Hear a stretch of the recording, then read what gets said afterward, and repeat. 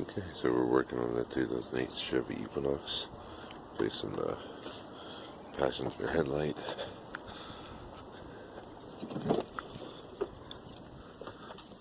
There we go.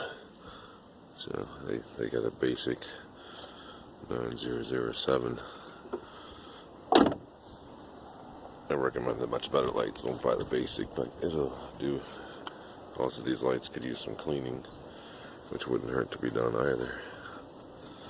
So I took out the bolt at the top. They were 10 millimeters, and I believe probably some 8s on the corner.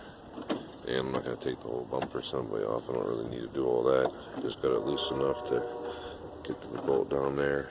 And now she's loose enough for me to pull it out and get the bulb out of there. Get the new bulb in. There's a little retainer ring that spins around the shaft. You want to make sure that seat's all the way. Let's see if I can hold the camera here. Then you go up and install the bulb. You want it to seat flush. You don't want it to sit up. You want it to drop down in like that. You take your container clip until it seats on there.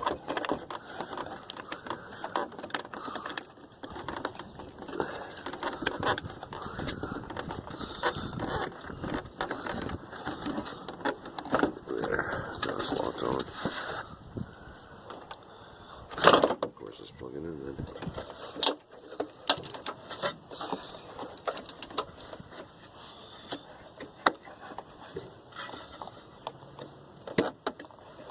There we go.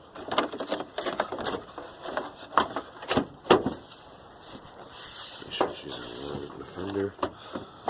Everything looks good.